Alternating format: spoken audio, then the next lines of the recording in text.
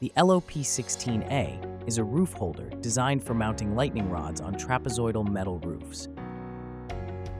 Insert the rubber seal into the pre-drilled hole.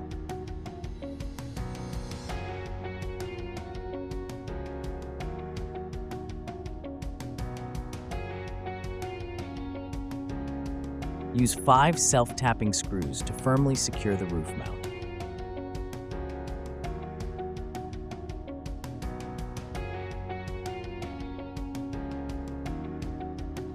Screw the assembled air termination rod into the fastening element.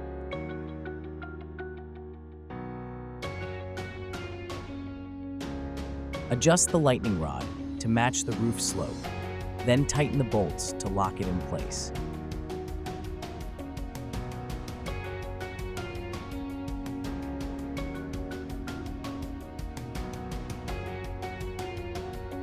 Finally, connect the lightning rod to the rest of the lightning protection system.